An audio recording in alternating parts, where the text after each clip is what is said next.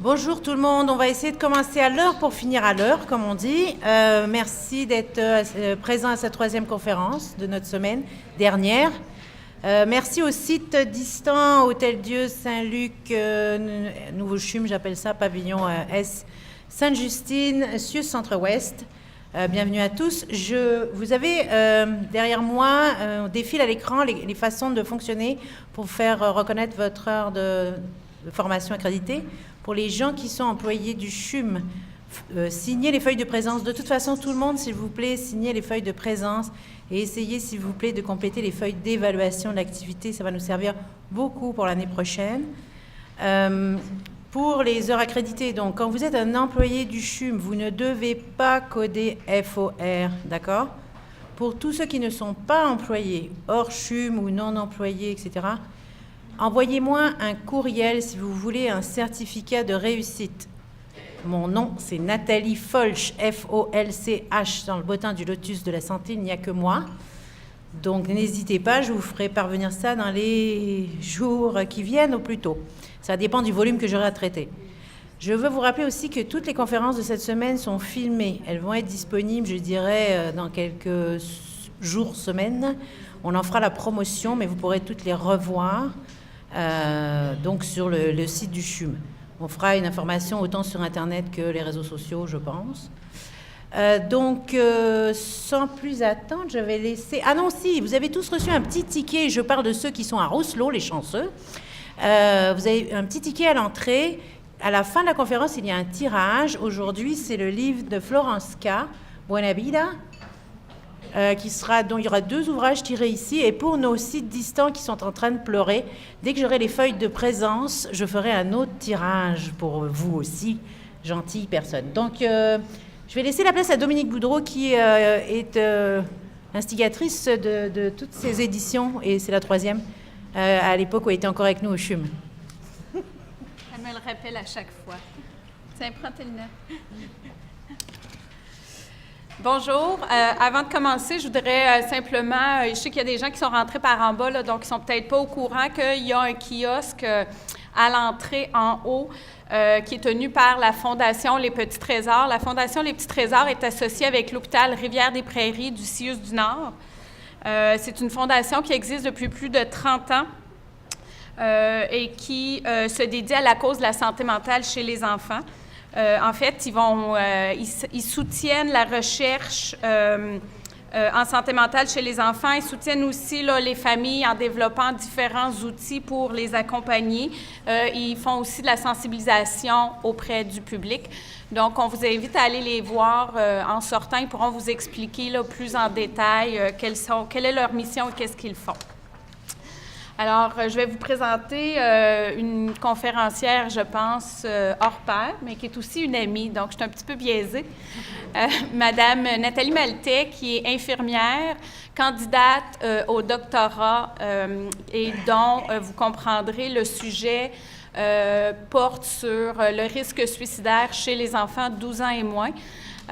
J'écrirais Nathalie comme une personne qui est déterminée et avec beaucoup de persévérance. Si j'avais le tiers de la persévérance qu'elle a, j'en serais très heureuse parce que vous comprendrez que le risque suicidaire chez les enfants, comme dirait un de mes collègues, c'est pas très, très sexy comme sujet. Donc, c'est pas un sujet, c'est un sujet en fait il y a encore beaucoup de préjugés, beaucoup de tabous. C'est un sujet dont on ne veut pas parler, on préfère ignorer, faire semblant que ça n'existe pas, parce qu'il n'y en a pas des tonnes non plus. On lui donne peut-être un peu moins d'importance. Néanmoins, quand on dit qu'un suicide est déjà un suicide de trop, imaginez un suicide chez un enfant, pour moi, c'est à peu près impensable. Et c'est là-dessus que Nathalie va nous entretenir aujourd'hui.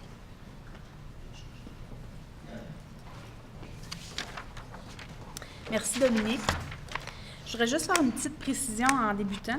C'est que mon sujet d'intérêt de recherche, c'est vraiment comprendre le processus d'évaluation du risque suicidaire vécu par les infirmières en santé mentale. Donc, c'est certain que dans un cadre d'un doctorat, il y a 2 volets à la recension des écrits. Donc, moi, c'est une partie de ma recension des écrits que je vais vous présenter aujourd'hui. Mais c'est certain que moi, je m'intéresse au vécu des infirmières en santé mentale face à cette problématique-là. Vous entendez pas bien? Excusez. Testo? Ça va-tu? C'est va? Bon. Vous avez quand même compris c'était quoi mon intervention. Donc, je vais commencer tout de suite. Je ne sais pas si... C'est certain que j'ai aucun conflit à déclarer. Les objectifs de la présentation, ça va être d'identifier puis expliquer les résultats probants à l'égard du phénomène du risque suicidaire chez les 12 ans et moins. On va comparer la prévalence des idées et des comportements suicidaires des 12 ans et moins. Exposer et analyser les facteurs de risque et les facteurs de protection. On va établir les actions à poser à court terme lorsqu'on identifie un risque suicidaire chez les enfants. Le plan de la présentation, je ne vous le lirai pas, mais vous pouvez, quand vous aurez le PowerPoint, vous serez en mesure, mais je vais commencer tout de suite avec la problématique du risque. En fait, faut aussi que je revienne un petit peu en arrière pour vous expliquer pourquoi qu'on a décidé... Je parle pas assez fort? Excusez-moi. Je vais m'avancer, puis je vais parler plus fort. Ce que je voulais vous dire, c'est qu'on a changé un peu le titre de la présentation, parce qu'au début, je ne sais pas si vous avez vu la publicité, mais c'était le suicide chez les enfants, une réalité, quelque chose comme ça, mais c'est important de dire que c'est le risque suicidaire. Pourquoi c'est important de dire que c'est le risque suicidaire? Vous voyez, au Canada, on parle de 34 suicides chez les 10 à 14 ans en 2012, des suicides complétés. Puis au Québec, on parle de 5 enfants qui se sont suicidés en 2013, ça, selon les données provisoires de l'INSPQ.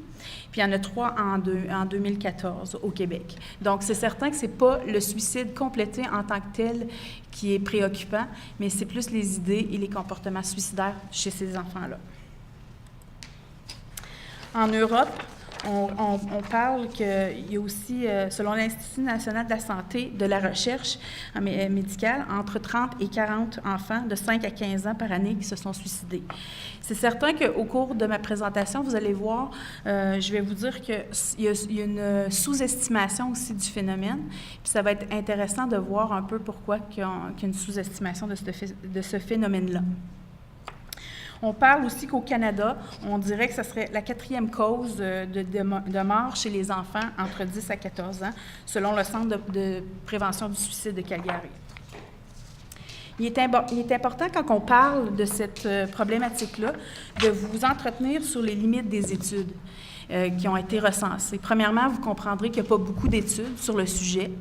Les études qu'on trouve sont souvent des études rétrospectives, des études de dossier, et puis sur un petit nombre de cas. Puis c'est pour ça que c'est très local, localisé comme information. Donc, il faut tenir compte de ces facteurs-là. Il y a aussi l'ambiguïté de la classification des statistiques au sujet du suicide chez les 12 ans et moins.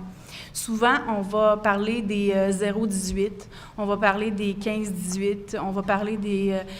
on regarde rarement des strates d'âge rapprochées, ce qui serait, à mon avis, profitable pour expliquer les caractéristiques et tout ça. Il y a aussi la complexité de déterminer l'intention derrière le geste chez les 12 ans et moins. C'est difficile, comme je vous expliquais, vu que les études, c'est souvent des études de dossier, c'est difficile d'aller voir l'intention en arrière du geste, puisqu'on va voir aussi qu'il y a des accidents, des fois, qui pourraient être interprétés comme un geste et vice-versa. Mais c'est dur parce que souvent, dans les dossiers, c'est pas inscrit l'intention en arrière du geste. Donc, il faut tenir compte de ça. Puis souvent, il faut aussi tenir compte du fait que c'est les parents qui peuvent rapporter les incidents, les accidents. Fait que c'est certain que si, parce qu'on va pouvoir le voir aussi que dans notre société, la croyance que les enfants ne peuvent se donner la mort à cause de plein de facteurs que je vais vous expliquer au cours de la présentation, mais si on a cette croyance-là, c'est certain que quand on va aller raconter l'incident qui est arrivé au centre hospitalier, bien, on n'aura pas tendance à ce moment-là de raconter ces choses-là ou de peut-être mentionner que ça pourrait être ça. On parle d'accident, tu sais, il a tombé en avant d'un auto, en marche ou des choses comme ça. Fait que ça aussi, c'est à considérer dans les limites des études. On dit aussi que c'est difficile de penser qu'un enfant pourrait vouloir mourir à cause du concept de la mort, que tantôt je vais vous détailler plus particulièrement les étapes, mais dans le fond, les auteurs s'entendent pour dire que peu importe si le concept de la mort est acquéri ou pas, par l'âge de 8 ans, un enfant a des idées de moyens auxquels il pourrait utiliser pour se donner la mort. Puis, pourquoi qu'on dit ça? C'est le chercheur Mishara a donné une entrevue en 2013 à ce sujet, puis il parlait que les médias, les comics, je parle des comics, les bandes dessinées des enfants, puis les cartoons, ces choses-là, souvent, Bugs Bunny, il disait dans cet article-là, tu as Bugs Bunny qui court après, puis devant les chemins de fer ou des choses comme ça, il se jette en bas d'une falaise. Fait que ces images-là, les enfants les auraient déjà intégrées par l'âge de 8 ans. La majorité des études sont effectuées auprès d'une population clinique aussi. C'est certain que ça aussi, ça a un facteur au niveau du nombre ou de la prévalence, parce que Dr. Breton disait dans une de ses études qui remonte à 1999, on voit juste les cas qui viennent consulter, en fait, à l'hôpital. On ne voit pas les cas qui ne viennent pas, puis il y en aurait genre 2 à 3 fois plus de cas qui ne consultent pas. C'est certain qu'ils vont venir consulter soit parce qu'ils ont des blessures physiques par le geste qu'ils ont posé, ou parce que les parents étaient, ou l'entourage était très préoccupé, mais ce ne serait pas significatif du nombre d'enfants qui pourraient éprouver des idées ou des comportements suicidaires. Comme je vous disais tantôt, la généralisation est impossible souvent pour les recherches parce que, à cause du nombre, à cause que c'est localisé dans certaines régions.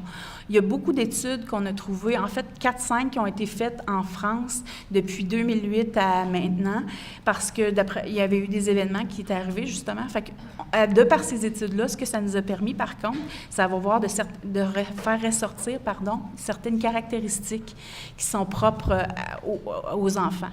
Et je vais pouvoir vous les présenter aujourd'hui. Je vais quand même vous donner des indications sur la prévalence des idées et les tentatives. Aux États-Unis, on parle que 12 % des enfants âgés de 6 à 12 ans présentent des idées suicidaires. On dit aussi que 8 à 10 % de tous les Américains ont déjà fait une tentative de suicide dans leur enfance. Puis pour l'ensemble de la population, puis ça je dis adultes et enfants, on parle que il y aurait 100 à 200 tentatives pour un suicide complété. On ne le sait pas exactement pour les enfants, comme je vous disais tantôt, mais Dr. Breton s'était avancé en disant qu'il y en avait pas mal plus. On n'était pas capable de comptabiliser exactement, mais on peut voir aussi en clinique qu'il y en a beaucoup. Fait qu'on peut s'imaginer que ceux qu'on ne voit pas, ils peuvent être 2 fois plus nombreux et tout ça. On pourrait aussi dire que l'existence d'idées suicidaires chez les enfants prépubères est corrélée à un haut taux de risque de suicide à l'adolescence. C'est ça aussi l'importance de regarder ça puis de bien identifier les idées suicidaires parce que c'est pas tant à l'enfance qu'il y a un suicide complété ou un passage à l'acte, mais ça serait à l'adolescence. Quand on parle des 15, souvent on parle des 15, 19 ans, 18 ans, là, bien c'est ça qui est important, c'est d'être capable de les identifier avant. Ensuite de ça, dans une étude rétrospective de Stroder, on parle que les caractéristiques cliniques des tentatives de suicide chez l'enfant, on constate que les garçons meurent plus par suicide que les filles, indépendamment de leur âge.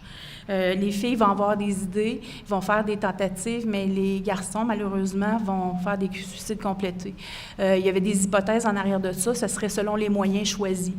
Les garçons choisiraient des moyens plus létals. Qui ne pardonnent pas. Les filles, on remarquait que ça pouvait être des moyens, on va les voir tantôt aussi, les moyens, mais intoxication médicamenteuse. Les moyens, justement, on parle que chez les 10-19 ans, les moyens les plus utilisés sont la suffocation ou pendaison, les armes à feu ou l'intoxication. Ça, c'est une étude canadienne de Skinner et McFault. À ce moment-là, quand ils ont fait cette étude-là, ils ont aussi vu que ça revient aux limites des études que je vous disais tantôt. Ils ont vu qu'il y avait un jeu qui jouait beaucoup dans ce temps-là, de choking game. Je ne veux pas vous donner des détails macabres sur le jeu, là, mais ce jeu-là amenait des biais, justement, au niveau de la prévalence des suicides. On pouvait dire, s'il est décédé, il n'avait peut-être pas l'intention de mourir, il était en train de jouer. Fait qu'il y avait ça qui biaise les résultats des études. Pour les 12 ans et moins, entre 53,3% et 59% des enfants ont fait des tentatives de suicide par intoxication médicamenteuse. Puis ça, c'était dans les études de la France que je vous disais. Mais dernièrement, j'ai trouvé sur l'INSPQ, le Centre antipoison, Mme Maude Saint-Onge, en décembre 2016, mentionnait que les suicides par intoxication médicamenteuse étaient 3/4 des suicides chez les 10-14 ans. Ils étaient reliés à ça, justement, une intoxication médicamenteuse. Les enfants de 12 ans et moins utilisent des moyens moins complexes que les adolescents, comme la strangulation puis la pendaison. Puis c'est certain aussi qu'on a vu beaucoup en clinique. Je ne peux pas vous dire, dans les recherches, j'en parlais, mais en clinique, on voit souvent des enfants qui se sont jetés devant les véhicules, la défenestration, des choses comme ça. Quand on regarde la problématique du risque suicidaire chez les 12 ans et moins, il faut parler de santé mentale, bien entendu. La prédominance des idées et des tentatives suicidaires chez les enfants, c'est certain qu'ils étaient chez des enfants qui avaient des problèmes de santé mentale. Mais comme je vous disais tantôt, il faut regarder ça avec un œil critique, parce que c'est sûr que c'est les enfants qui venaient consulter. Fait que c'est certain qu'on apprend des choses, mais il y a encore beaucoup de recherches à faire à ce sujet-là. Puis vous comprendrez qu'il y a des limites éthiques ou des contraintes éthiques assez strictes qu'il faut respecter. Donc, c'est difficile d'aller faire des recherches à ce sujet-là. 12% des 6 à 12 ans présentent des idées au comportement suicidaire versus 25 à 33% pour les jeunes qui fréquentent les cliniques externes en santé mentale. Puis ça l'augmente à 72 à 79% chez les jeunes qui sont hospitalisés en pédopsychiatrie. Fait que c'est quand même... puis ça a été fait au Québec par Dr Breton à l'hôpital de Rivière-des-Prairies. Il y a aussi une étude... plus récente qui parlait que Dr Breton avait dit aussi que justement, un des choses qu'il faut remarquer, qu'il faut prendre en considération, puis je pense que je vous en ai parlé tantôt, c'est le fait que les parents ont de la misère à envisager cette idée que l'enfant voudrait vouloir mourir. Donc, quand ils viennent pour l'entrevue ou tout ça, c'est pas mentionné. Donc, ça pourrait amener que les chiffres sont encore plus hauts que ceux qu'on trouve là. D'ailleurs, il a conduit une étude en 2002. Il a interrogé 825 préadolescents, puis les adolescents aussi. Puis il constate que 59 d'entre eux, les adolescents, avaient des idées suicidaires. Pourtant, il y a juste 36, il y a juste 2 parents de ces enfants-là. Je m'excuse, je vais recommencer. Il y avait 59 d'entre eux qui avaient des idées suicidaires, puis il y en a 36 qui l'avaient mentionné lors de l'entrevue, puis il y avait 2 parents qui en ont fait état à ce moment-là. Fait que ça aussi, c'est intéressant de voir que ça a été investigué. Il y a un autre auteur en 2004, Pétotte, qui dit que les adultes ne veulent pas voir que les enfants ont des idées qui voudraient se donner la mort. Donc, c'est préoccupant.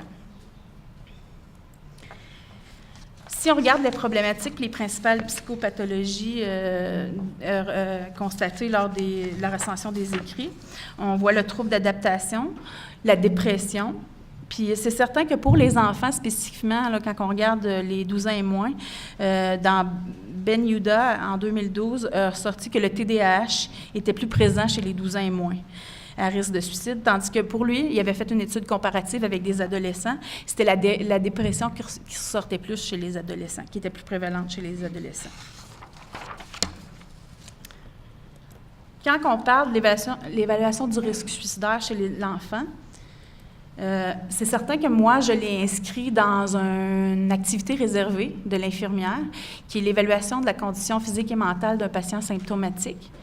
Je ne veux pas faire un cours sur l'évaluation de la condition mentale, mais je vous ai quand même suggéré un modèle.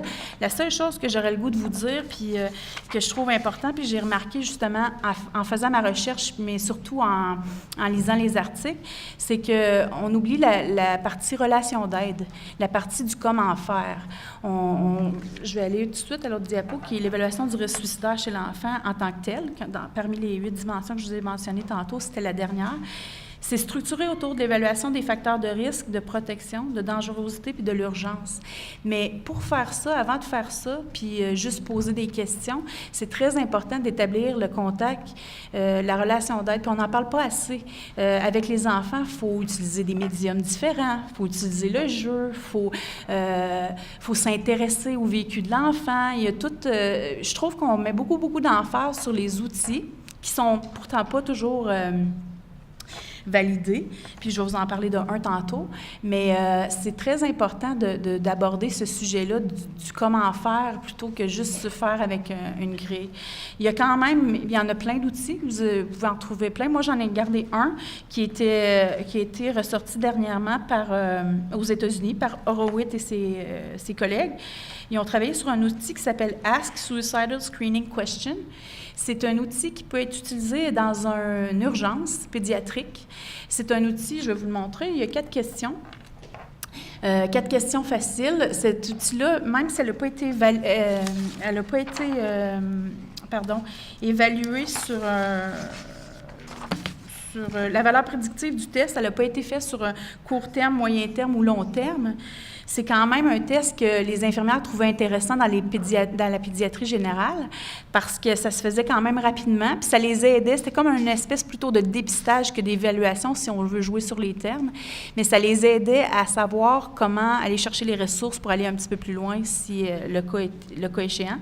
Donc, les 4 questions, c'était dans les dernières semaines, avez-vous désiré vous donner la mort?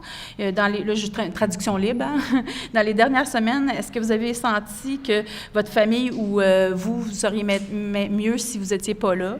Dans les dernières semaines, avez-vous des pensées de vous tuer ou pas? Avez-vous essayé déjà de vous tuer? Mais c'est certain que quand on est avec les enfants, on s'entend que c'est là que tout dans le savoir-faire et la relation d'aide, c'est là qu'il est important.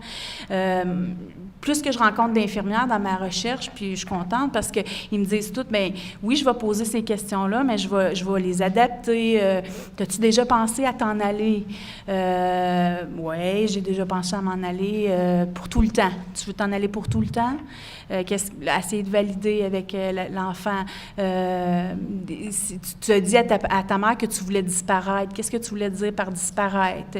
Tout est dans la façon vraiment de prendre le temps.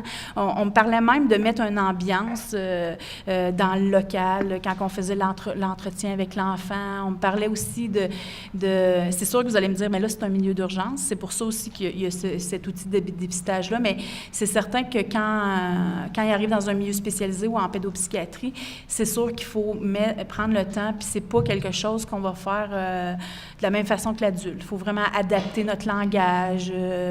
Puis c'est certain que, depuis le début, je vous dis ça, mais ce geste-là, c'est un geste de souffrance. Il y a une souffrance en arrière de ça. Fait que ça va être vraiment de prendre le temps d'aller comprendre la signification de pourquoi que l'enfant a mentionné ces propos-là ou pourquoi que l'enfant a fait cette tentative-là. Les particularités de l'évaluation suicidaire chez l'enfant, bien là, c'est là qu'on arrive dans les maturités cognitives qu'il faut tenir en compte. Puis le concept de la marge, j'y reviens, là, mais c'est dans ce concept-là d'immaturité cognitive. La très grande dépendance au système familial et scolaire, à comparer aux adultes ou aux adolescents même, vous comprenez que l'enfant, c'est sa famille qui est très proche, puis c'est sa famille qui est importante, puis c'est les valeurs de sa famille qui priment. Donc, il est comme pas l'autorité de sa famille, mais il veut pas, c'est sa famille qui est là. La vulnérabilité extrême, ou l'école, puis la vulnérabilité extrême à la perte d'un parent. Il y avait une étude, je me souviens pas tout à fait du nom de la personne, mais en 2014, ce chercheur-là, aux États-Unis, a trouvé qu'il y avait un lien assez important quand c'était aussi... un parent avait fait une tentative ou avait mentionné le suicide, puis surtout quand c'était la mère par rapport aux enfants. Fait que ça aussi, c'est intéressant de considérer ça parce que ça va nous indiquer des facteurs de risque à surveiller quand on rencontre les enfants. Donc, j'en arrive avec le concept de la mort. C'est certain que, comme je vous disais, pourquoi que les études, c'est difficile de déterminer la prévalence. Il y a aussi certains chercheurs qui pensent que quand les concepts, ces quatre notions-là, n'ont pas été acquises, on ne pourrait pas parler de suicide. C'est sûr que c'est controversé. Mais comme je vous dis, Brian Michara, en 2013, vraiment dit que peu importe que le concept soit acquis, les enfants ont quand même une idée des moyens de par les médias, puis ils sont soumis à ça tous les jours, que par les nouvelles ou des choses comme ça. Ils en entendent parler. Fait que peu importe s'ils n'ont pas acquis ça. J'imagine que la première notion, si vous comprenez, c'est l'irréversibilité, que la mort, on ne peut pas revenir. Un coup qu'on s'est donné la mort, on ne peut pas revenir. L'universalité, que tout le monde va mourir un jour. L'imprévisibilité, ça peut arriver n'importe quand. Au début, les enfants pensent qu'ils commencent à acquérir ça quand ils sont plus jeunes, vers 6-7 ans. C'est plus l'idée de « je suis malade, je peux mourir ». Mais après ça, plus qu'ils grandissent, ça va être « je peux mourir d'un accident ». Il y a d'autres perspectives qui rentrent en compte. Puis c'est inévitable, certain. Les facteurs de risque, puis là, je vous ai vraiment mis les facteurs de risque spécifiques en gras pour les enfants. Il y en a, c'est certain qu'il y a des facteurs de risque individuels. Bon, les antécédents suicidaires sont toujours à considérer, mais je vous dirais que de par les statistiques qu'on a vues, les troubles psychiatriques ou les maladies chroniques, les troubles de l'humeur puis le TDAH sont dans l'étude de Delamare et al. C'est vraiment 81 %. Mais encore une fois, la bémol est de dire qu'ils ont juste vu les enfants qui sont venus en clinique. Les retards développementaux, les abus physiques et psychologiques, le traumatisme et la maltraitance au niveau individuel comme facteur de risque, les tempéraments impulsifs et émotifs. Ça vient un peu aussi, vous comprendrez, avec le TDAH. C'est intéressant de faire le lien. Au niveau familial, tu as les antécédents de tentative d'un membre de la famille, comme je vous disais tantôt. Des troubles psychiatriques d'un membre de la famille, le milieu familial dysfonctionnel. Les infirmières que j'ai rencontrées de ma recherche, c'est souvent le facteur de risque qu'ils mentionnaient souvent. Il y avait un milieu familial qui n'était pas soutenant, qui était problématique, qui était même dangereux pour les enfants, pour la sécurité des enfants. Au niveau de facteurs de risque sociaux, vivre dans des foyers ou des maisons d'accueil, problèmes de scolarité, problèmes dans les relations avec les pairs, l'intimidation. Il y a beaucoup, de plus en plus, on dénonce l'intimidation, mais effectivement, c'est un facteur de risque élevé, surtout pour les petits. La difficulté d'accès à des services de santé. Je ne l'ai pas mis en gras, mais j'aurais voulu la mettre en gras parce que je vous dirais que c'est un facteur de risque très élevé. Puis c'est peut-être ça aussi que je rencontrais en clinique. Les parents étaient confrontés quand leurs enfants se mettaient à dire « moi, je veux me tuer ». Ils étaient confrontés à ça sans savoir trop quoi faire. Puis tantôt, quand je vais vous parler des ressources, je vais vous donner des petites pistes là-dessus. Mais c'est certain que ça, de ne pas avoir de médecin de famille, de ne pas avoir de ressources pour rentrer dans le système puis avoir de l'aide, c'est un très grand facteur de risque. Les facteurs de protection. Les facteurs de protection, comme avoir une bonne estime de soi. Tu sais, quand un enfant est confiant, il se voit capable, il développe ses compétences, ses habiletés relationnelles et tout ça, c'est un facteur de protection.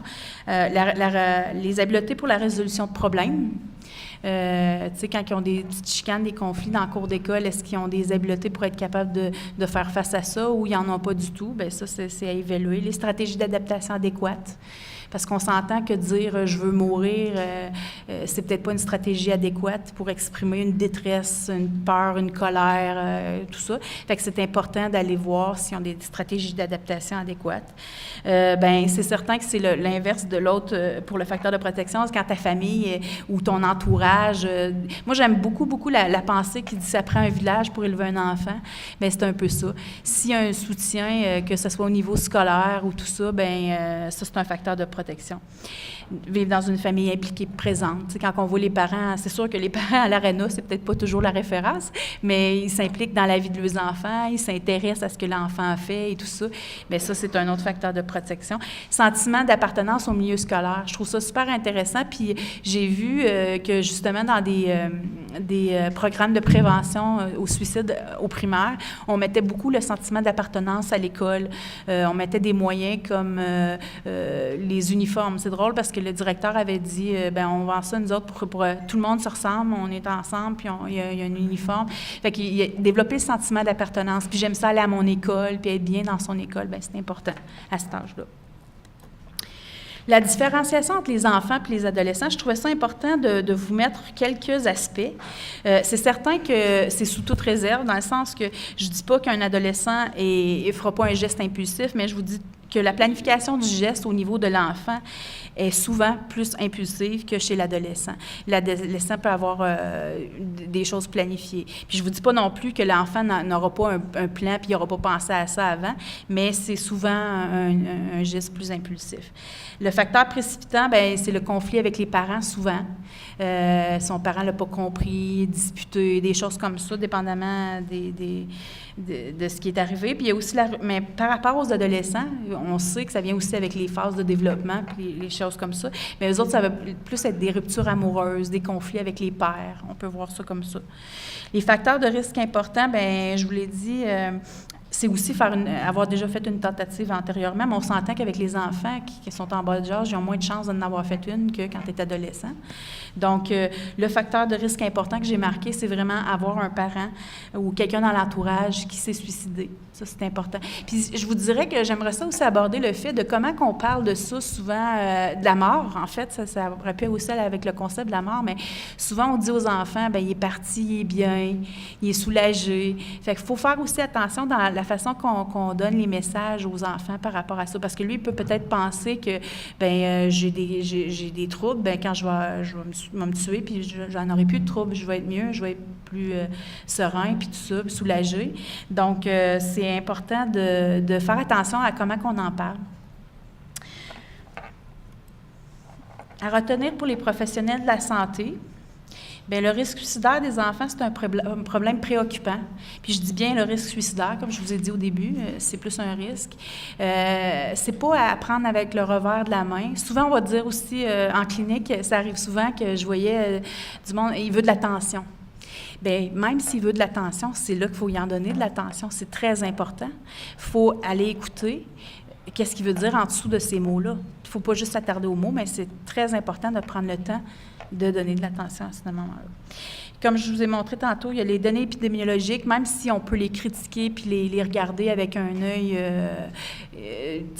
critique, il faut aussi surtout prendre en considération qu'ils nous apprennent certaines choses. Puis comme je vous ai dit qu'il n'y a pas beaucoup de recherches sur cette strate d'âge-là, sur ces enfants-là, c'est important, ce qu'on connaît, de continuer peut-être les recherches face à ça puis d'utiliser ça.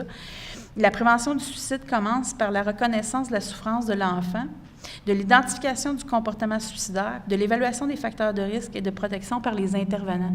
Mais c'est cet auteur-là aussi, Beau et Casal, qui dit vraiment que c'est la relation d'aide aussi qui est très importante. Puis, au départ, quand j'ai commencé mon projet de recherche, je voulais faire un formulaire.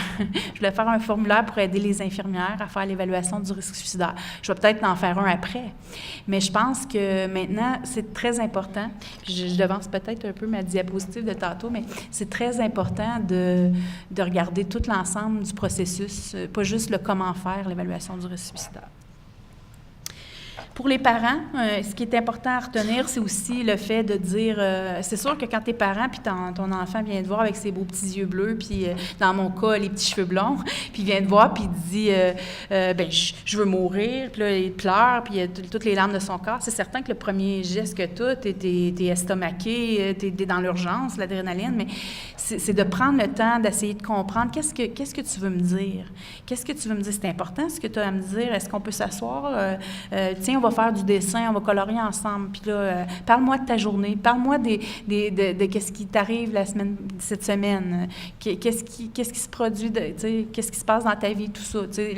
Les enfants sont de plus en plus aussi sollicités par la pression du milieu scolaire.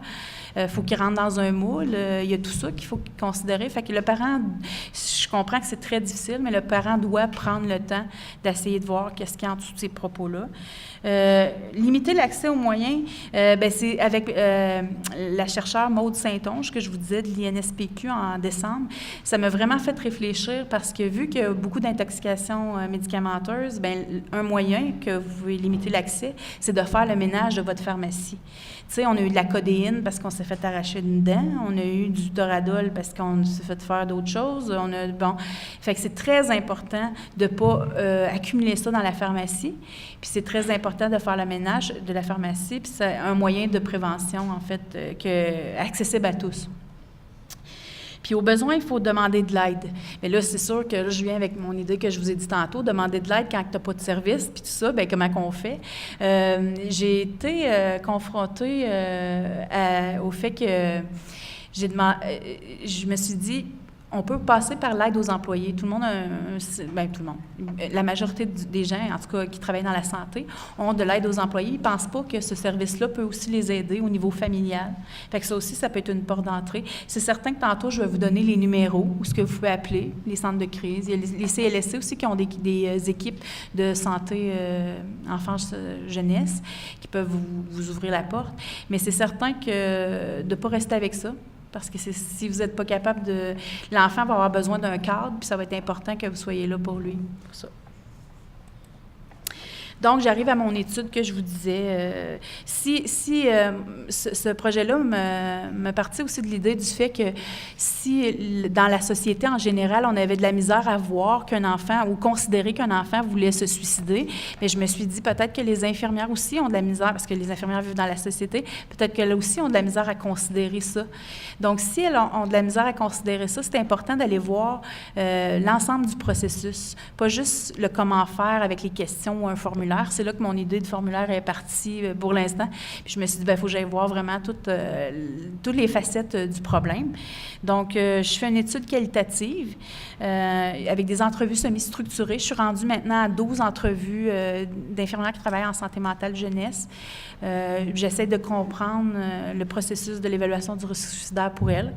Puis, ça va produire une théorie sur le processus d'évaluation. Donc, après, je vais pouvoir peut-être aussi me diriger vers des formations à donner plus spécifiques. Moi, j'aimerais beaucoup, beaucoup approfondir l'aspect relation d'aide avec les enfants puis les familles.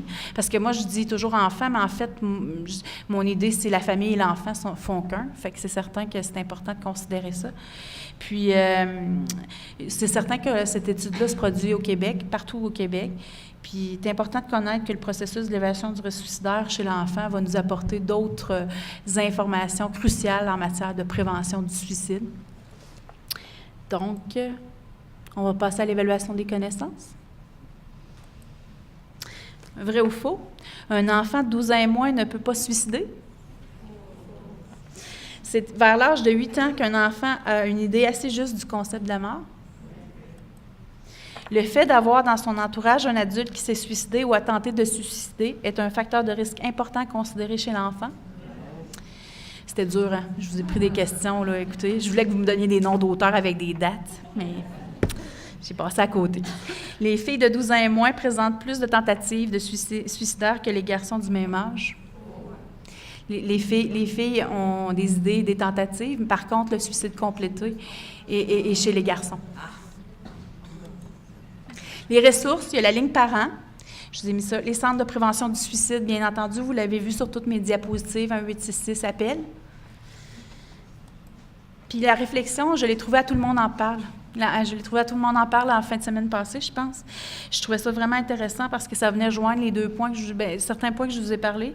C'est que la promotion de la santé mentale et l'accessibilité aux services sont indissociables de la prévention du suicide. Je vous laisse là-dessus. Merci.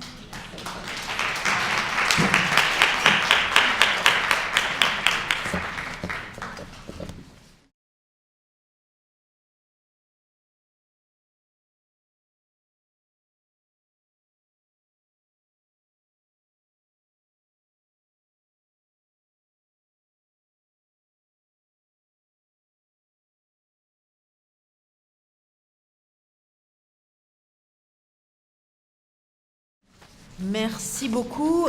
Avant de donner la parole à ceux qui sont dans la salle, je vais faire un tour pour les sites en visio. à savoir s'ils ont des questions. Et je vais commencer par le SUS Centre-Ouest. Avez-vous une question pour Madame Maltais? C'est peut-être parce qu'on les voit pas.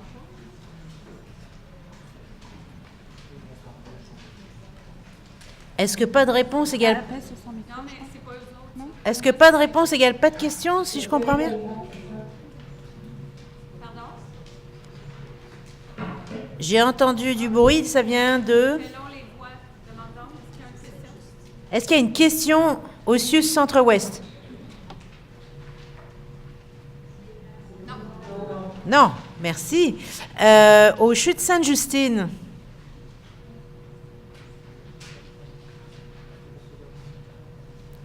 J'attends une réponse. Merci. Les sites du CHUM, je vais commencer par Hôtel Dieu. Non, pas de question. OK, merci.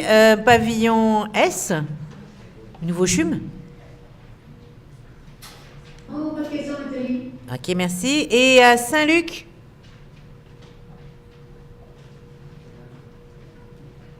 Saint-Luc, où êtes-vous? Bon, ben si personne ne me répond, il n'y en a pas non plus à Saint-Luc, alors. OK, je vais donner la parole à la salle, je pense qu'il y a des questions, j'espère. Profitons de notre conférencière sur un sujet rarement abordé, d'ailleurs.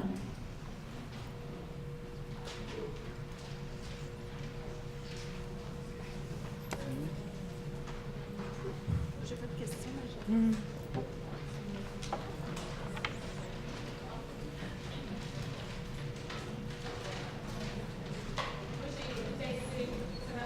Oui. Pas nécessairement une question autant que Nathalie, tu me connais. Moi, je suis un grand livre ouvert. Moi, j'ai un petit bonhomme qui a maintenant 7 ans qui a eu des idées suicidaires. Et ce qui m'a frappé, moi, mon fils, il a voulu se passer à travers la fenêtre. Dans un moment, je voyais ce que tu nommais tantôt. C'est exactement ça. Il a eu un conflit avec moi. Il est allé dans sa chambre. Il ne pouvait pas sortir parce que, évidemment, j'avais mis dans sa chambre. Et il a voulu ouvrir sa fenêtre pour se jeter en bas. Ce qui m'a beaucoup frappé à ce moment-là, c'est quand je l'ai vu, évidemment, ça a été un peu le choc. Je l'ai arrêté. Et c'est la perplexité que lui avait. Il ne comprenait pas ce qui venait de se passer. Son geste était impulsif, Son geste était très impulsif. Il ne comprenait absolument pas ce qui venait de se passer. Évidemment, il fallait chercher l'aide, puis avec du recul, par la suite, il a été capable d'exprimer sa tristesse, sa souffrance. Après le geste, ou en tout cas la semi-tentative, il a eu peur que je sois en colère après lui. Fait que c'est important pour toi de refaire le lien avec lui, Oui. de rétablir le lien. Oui, évidemment, ça a été fait.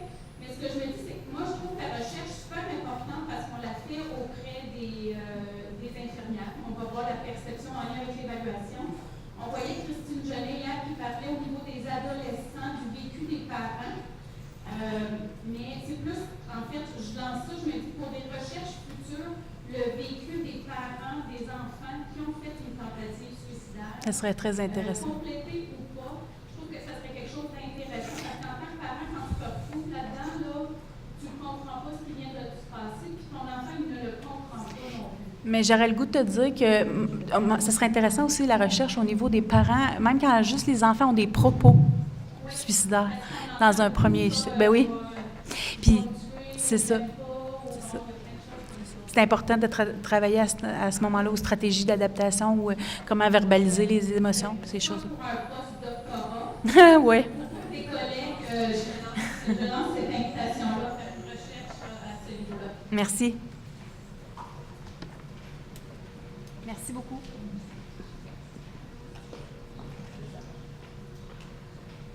Pas d'autres questions? Vous ne profitez pas à 100% de notre conférencière? À 150% même. Y a-t-il une question aussi? Des questions là-bas? Oui. Oui! Oui. Oui, j'ai une question. Oui.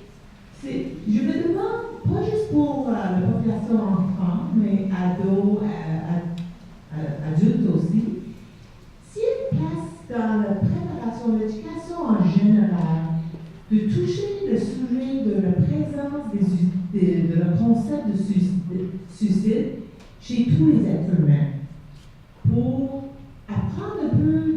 détail, qu'est-ce qu'on peut dire par ça? Parce que je pense qu'il y a des gens qui, dès que cette idée rentre dans la tête, ils pensent qu'ils sont tout d'un coup dans une autre catégorie de monde.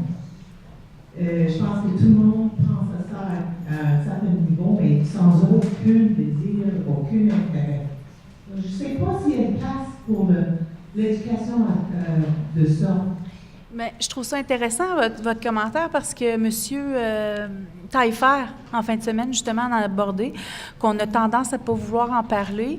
Est-ce qu'on peut... C'est certain que c'est un sujet, je dirais touché, excusez l'expression, mais c'est sûr qu'il faut y aller avec tact. Puis, qu'est-ce qu'on dit pas, comment qu'on en parle? Sauf que, encore une fois, je vous rappellerai, cet article-là il avait été donné dans la presse en 2013 par Brian Michara, qui disait que, lui, il voyait ça comme parler aussi de la sexualité à votre enfant, la drogue, vous en parlez à votre enfant, mais ce sera un peu d'aborder dans la même façon. Je ne sais pas si je réponds à votre question, votre commentaire. Oui.